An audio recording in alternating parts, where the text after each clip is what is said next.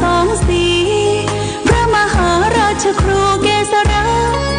ปัญญาปรมาติกาจารย์จากวัดดับภัยเชียงใหม่สืบสานเวลาผ่าน131 ปีนานไกลวัดพระบาทอุดมรุ่งเรืองงามตาวงศาคาหลวงพวงเชียงใหม่ปกครองหัวเมืองฟ้าทุ่มเทแรงกายแรงใจทุกชาติพันธุ์รวมใจรักษา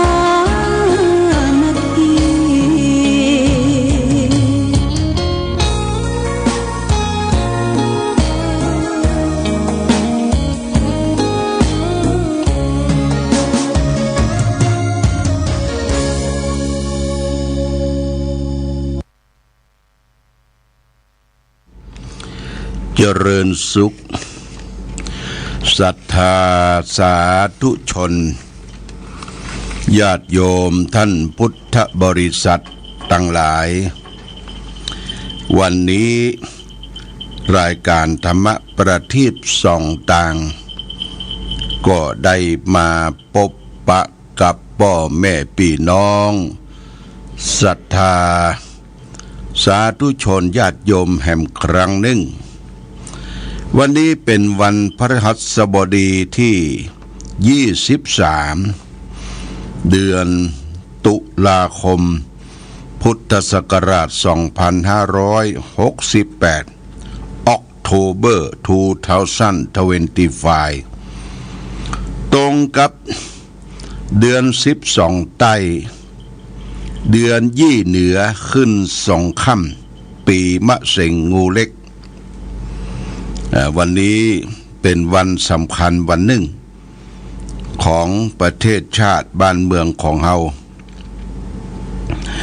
เป็นวันที่พระบาทสมเด็จพระจุลจอมเกล้าเจ้าอยู่หัวได้สิ้นพระชนม์ถือว่าเป็นวันปิยมหาราชปิยมหาราชปิยะแปลว่าความรักพระเจ้าอยู่หัวรัชกาลที่5เป็นที่รักของปวงชนชาวไทยวันนี้หน่วยงานราชการก็จะต้องออกไปวางพวงมาลาที่ได้นัดหมายกันไว้และส่วนกลางเปิ้นก็ทำกันส่วนกลางก็ไปวางพวงมาลาที่ลานอนุสาวรีย์พระจุลจอมเกล้าเจ้าอยู่หัวนี่พระบาทสมเด็จพระเจ้าอยู่หัวจุลจอมเกล้าเจ้าอยู่หัวนั้นยังคุณประโยชน์ให้แก่ประเทศชาติบ้านเมืองของเราในยุคประมาณปี411ถึง457นะญาติโยมนะยุคนั้นบ้านเมืองเราก็มีการพัฒนาพระบาทสมเด็จพระเจ้าอยู่หัวก็ออกพระราชดำเนินไปเยี่ยมเยียนประเทศต่างๆทางยุโรปแล้วก็ไปถึงรัสเซียไปดูแล้วประเทศอื่นบ้านอื่นเมืองอื่นเปิ้นพัฒนากันพระสงฆ์นิกรตลอดถึงพระบรมสานุวงศ์เสด็จไปโดยหน่วยงานต่างๆก็ปิกมาพัฒนาประเทศชาติบ้านเมืองเราสิ่งแรกที่พระองค์ได้ปิกมาพัฒนาก็คือมีการสร้างโรงเรียนพัฒนาการศึกษาและก็มีการเปิดเดินรถไฟครั้งแรกในสมัยรัชกาลจุลจอมเกล้าเจ้าอยู่หัวรัชกาลที่5น้ำประปารถไฟถนนคลองต่างๆและตัดขึ้นมาใหม่และทรงเลิกทาสในรัชกาลที่5คำว่าทาสนั่นก็คือคนใจในเบี้ยคนใจในบ้านในจองแต่ก่อนเปิ้นซื้อคนไปเป็นทาส ถ้าเป็นทาสเนี่ยบ่มีโอกาสที่จะได้มีอิสระจะต้องอยู่รับใช้ในบ้านเศรษฐีในบ้านนั้นเพราะซื้อมาแล้วพระองค์ก็ทรงคิดว่ามนุษย์ชาติคนเฮาเกิดมาเนี่ยมันจะต้องมีความสุขมีอิสระก็ทรงเลิกทาสในรัชกาลที่5มาจนถึงปัจจุบันญาติโยมท่านสาธุชนทั้งหลายวันนี้หน่วยงานต่างๆก็จะไปวางพวงมาลาแสดงความอาลัยแสดงความคิดถึงพระปิยมหาราชวันที่23ตุลาคมพุทธศักราช2568เนี่ยจะต้องไปร่วมกันเป็นที่ฮักปิยาแปลงอันนี้ก็ญาติโยมท่านสาธุชนที่เป็นส่วนราชการเปิ้นก็ได้นัดแนะกันที่จะไปร่วม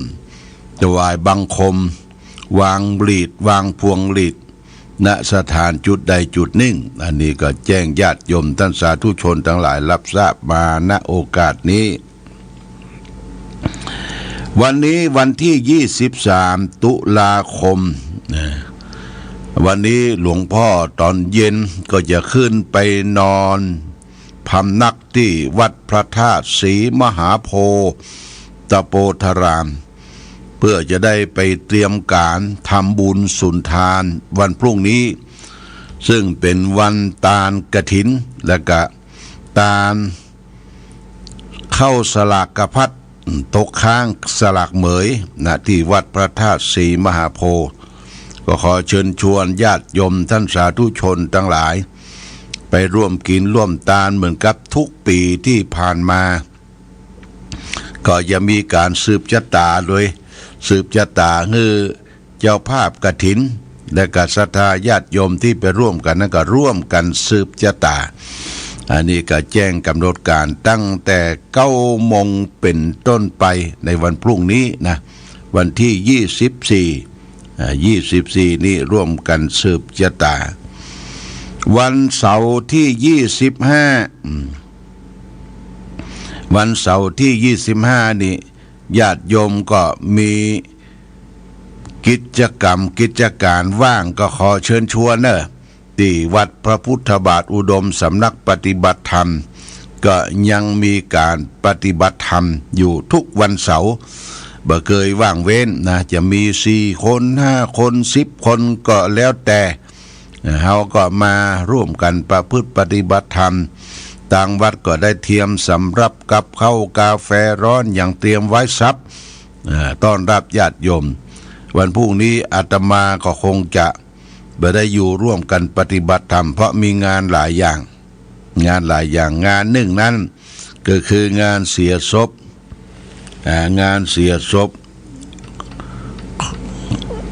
ของคุณแม่ที่วัดต้นหนุนเนี่ยนะเสียศพคุณแม่วัดต้นหนุนแล้วก็หลังจากนั้นก็จะได้ไปร่วมพิธีที่วัดสันปัญญางคูหาวลีกเกษมสันปัญญางเบิ่งก็จะมีทำบุญทอดกฐินอันนี้ก็แจ้งญาติโยมท่านสาธุชนทั้งหลายวันที่26นะวันที่26นี่ทางวัดพระพุทธบาทอุดมก็จะได้เตรียมการไปรับพระสิขีเจ้าฝางที่ได้รอไว้ที่หน้าที่ว่าการอำเภอเมื่อเดือนที่แล้วเพิ่งก็ได้เอาไปรวบรวมกันที่พระธาตุดอยเวียงบ้านลงขอดอำเภอป้าววัดเจ้าคณะอำเภอป้าวก็จะได้ทำมงคลทำมังกระที่หั่นตอนภาคตั้งแต่9 โมงถึง11 โมงเสร็จแล้วก็ฉันเพลแล้วก็จะได้กลับเมืองฝางมาถึงที่ด้านผาโหงนะญาติโยมด้านผาโหงนั้นก็จะมีการตั้งขบวนกันที่หั่นตั้งขบวนแล้วก็จะได้แห่เป็นขบวนมีขบวนวัดพ ระเจ้าพรหมป่าไม้แดงวัดแม่อายหลวงแล้วก็อำเภอฝางเฮาตั้งขบวนกัน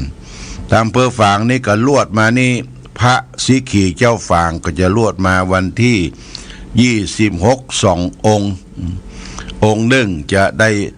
3 องค์ที่นี่มา3 องค์หนึ่งประดิษฐานที่วัดพระพุทธบาทองค์ที่2ประดิษฐานที่วัดธรรมิกาวาสป่าบงป่าไผ่องค์ที่3ประดิษฐานที่ว่าการอำเภอฝาง3 องค์นี้จะมาสวดชยันโตโพธิยามูเลที่วัดพระพุทธบาทอุดมก่อนตอนบ่ายวันที่26อันนี้ก็แจ้งญาติโยมท่านสาธุชนทั้งหลายได้รับทราบมาณโอกาสนี้วันนี้ได้มามาจามาตักมาตอยกับศรัทธาญาติโยมท่านสาธุชนทั้งหลายก็แจ้งกำหนดการงานต่างๆที่เราและท่านทั้งหลายได้รับทราบมาณโอกาสนี้พร้อมกันนี้ต้องขอบคุณญาติโยมมีป้อใจแม่นวลทาเป็งบ้านแม่ใจร่วมทำบุญสถานีวิทยุ200 บาทเนี่ยญาติโยมสถานีวิทยุของเราก็ปรับปรุงใหม่กันละเสียงชัดเจนขึ้นแต่ยังมันจะต้องเป็นนี่เป็นศีลเปิ้นอยู่ญาติโยมก็คิดว่ากำลังรวบรวมปัจจัยมีป้อใจแม่นวลทาเป็งร่วมทำบุญ200 บาทโมทนาสาธุมาณโอกาสนี้เอาละวันนี้เดี๋ยวมีภารกิจที่จะต้องทำได้มาตักมาตอยกันพอสมควรแก่กะเวลาขอความผาสุกความมีธรรมยงบังเกิดมีแก่ศรัทธาสาธุชนญาติโยมทุกท่านรายการธรรมประทีปส่องต่างต้องขอลาก่อนขอผู้ฟังจงตั้งมั่นจิตหันษาด้วยธรรมะขององค์พระพุทธาได้นำพาให้เกิดความสุข